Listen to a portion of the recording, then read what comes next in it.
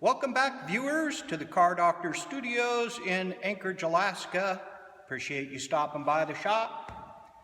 What we got here today for your viewing pleasure is a 2002 Dodge Ram 1500 with the 5.9 liter gas engine. Customer came in today complaining of a coolant loss, and we'd previously diagnosed a bad radiator leaking out of the tank, actually on both sides of the radiator, plastic core to tank connection around the sealing surface. Pretty common failure for these rigs, but upon closer inspection today, it's actually been about a year since we had it in here and diagnosed that. There's some coolant leaking off the bottom of the crank pulley area. So after getting my snap-on video inspection device and running it up from below, we've noticed where it's leaking from the timing cover gasket behind the water pump there. The water pump sandwiches the timing cover and then to the front face of the engine block, and there's coolant leaking around those water ports that are going into the engine block there. So we've identified another problem. So I'm going to give them an estimate on that, but in this video we're just going to replace the radiator and wait for their call back and see if they want to address the timing cover, and we might cover that in a later video, but my guess is they probably need to save a little money and do that at a later date. We'll probably need to schedule some time too, as the Car Doctor Studios are pretty busy lately, which is a good problem to have. Makes it harder to make videos, but we've got plenty of material, just need the time to make the productions.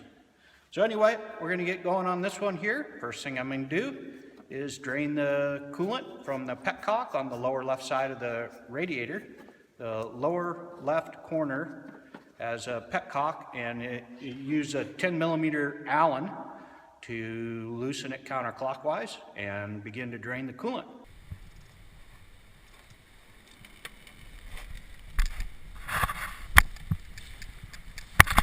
All right, after we drain the coolant, we're going to remove the lower and upper radiator hoses.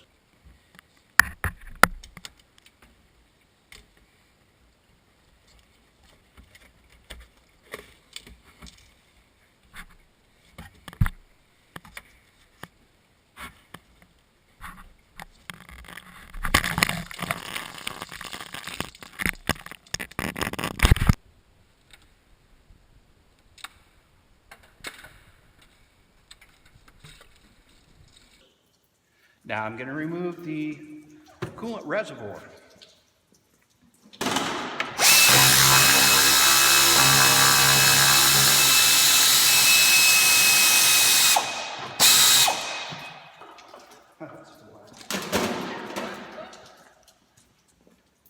Remove the overflow tank reservoir hose.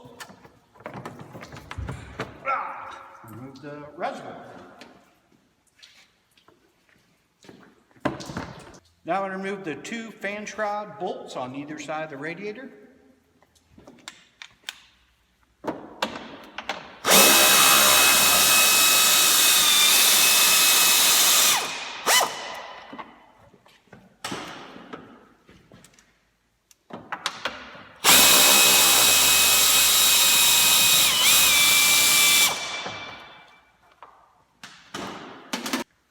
Now you just pull up.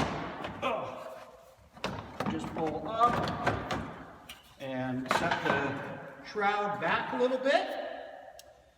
That's all there is there. Okay, you want to remove the two bolts now that attach the radiator to the upper core support.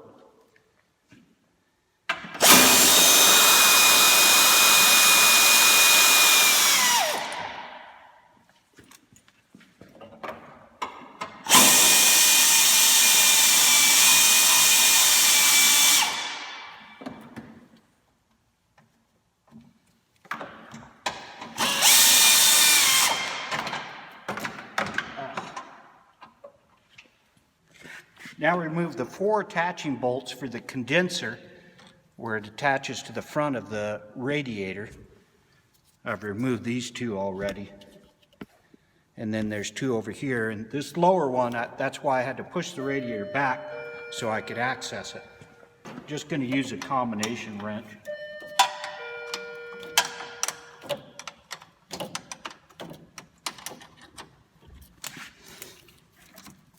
Now the condenser's loose. There is a power steering cooler that attaches to the base of the radiator core with two small attaching screws. So I got to go back down underneath, but now there's a bunch of coolant down there, so I should have done that before, because now I'm going to get wet. But hey, it's all part of the job.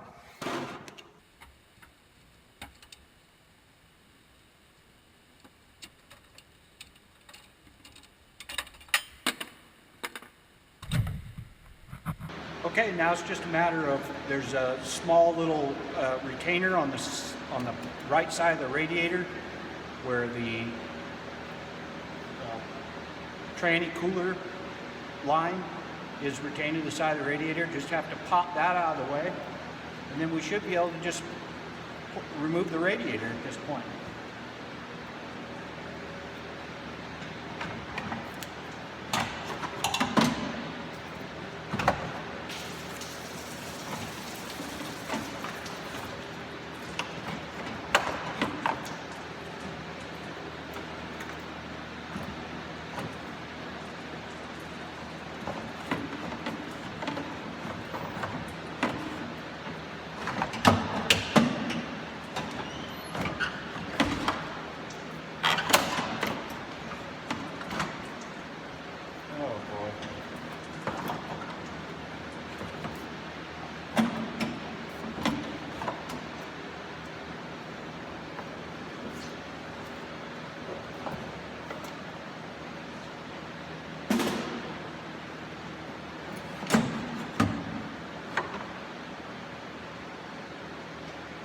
Okay, I've decided on a performance radiator part in this case.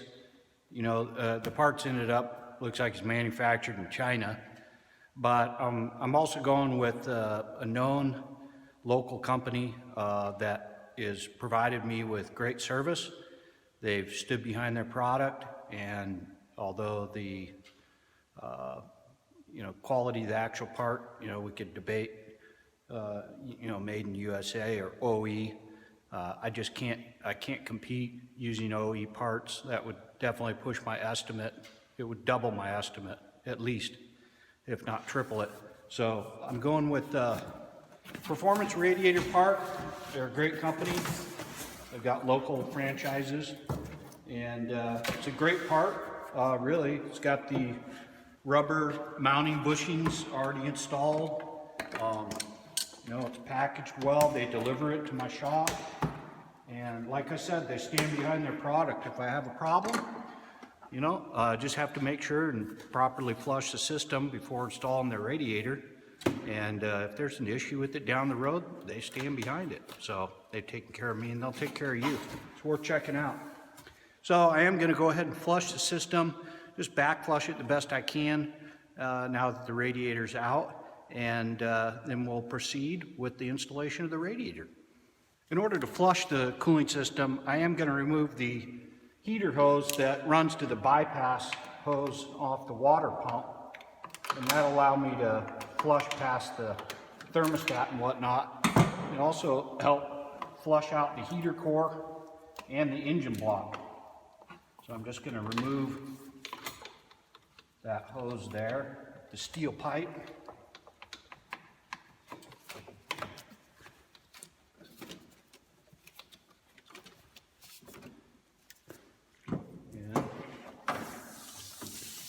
Attach my water hose there.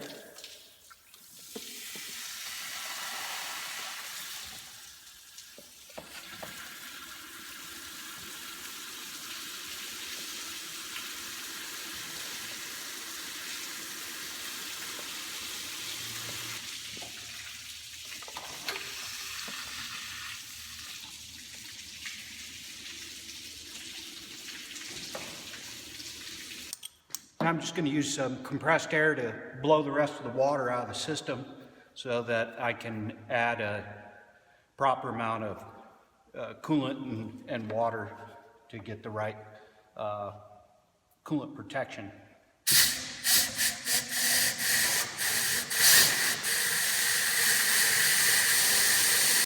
On a side note, be sure that you're familiar with your local environmental laws regarding safe disposal of coolants, and definitely don't advocate any coolant entering the groundwater system.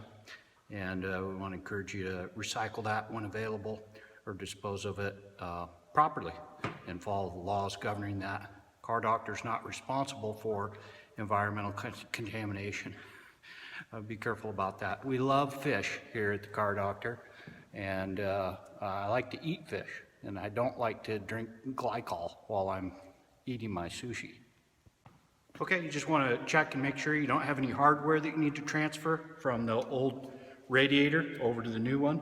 Like I said, in this case, it comes with the rubber attaching bushings and mounting bushings, and also there's a rubber locator on the base on one side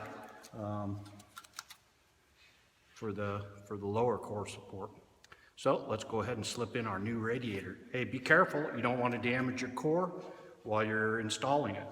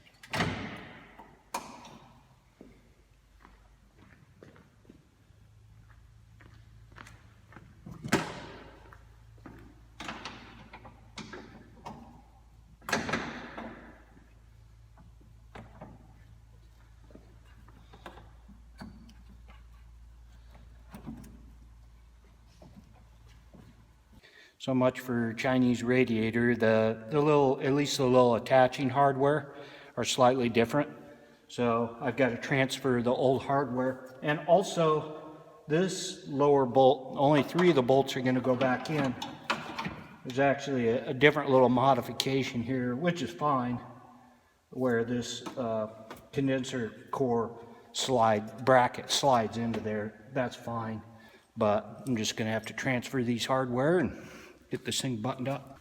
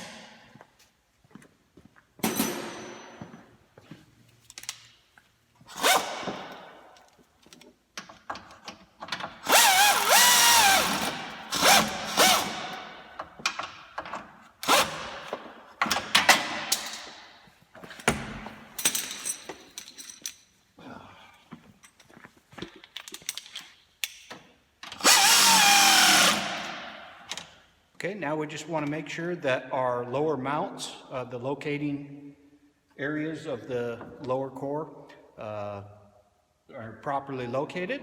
And then we're going to go ahead and secure the radiator and bolt it to the upper core support with the 2 attaching bolts.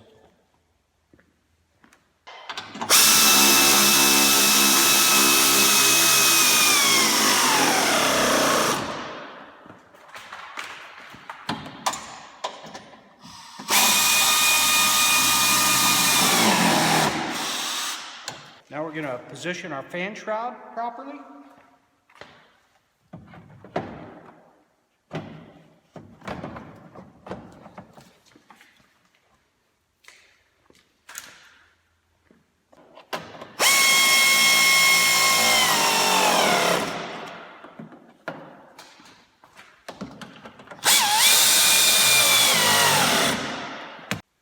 Now we'll reattach the upper and lower radiator hoses.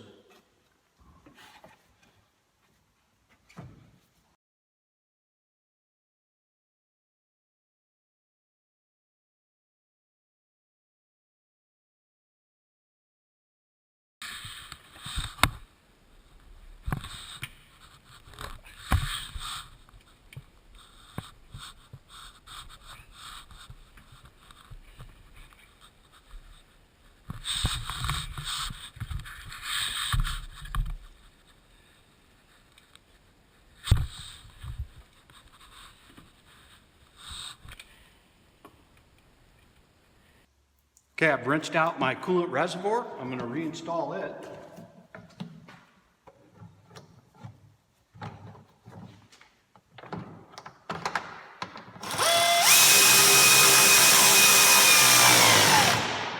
Look at this here. See this way too often. The air cleaner cover is not properly installed. So it's just sucking dirt into the engine. Air filter's not really doing anything because it's just flopping around. So you gotta pop it down over that. I see it pretty much about every time I do an oil change on these kind of air cleaner assemblies. There we go. Just another service we're providing here at the Car Doctor Institute of Vehicle Repair and Learning. All right.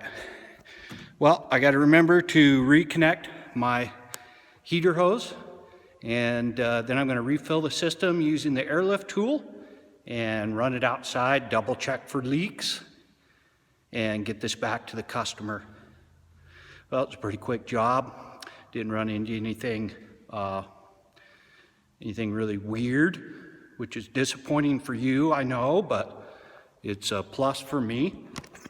I don't really like the unexpected. I should enjoy a challenge once in a while, but I'm perfectly fine with things going just as they're meant to. Not usually the case with auto repair. It's certainly not the case here at the Car Doctor Studios. We've seen it all, and we're always waiting for the next big challenge. Thanks for joining us for this challenge, and wish you good luck with your repairs. Have a good one.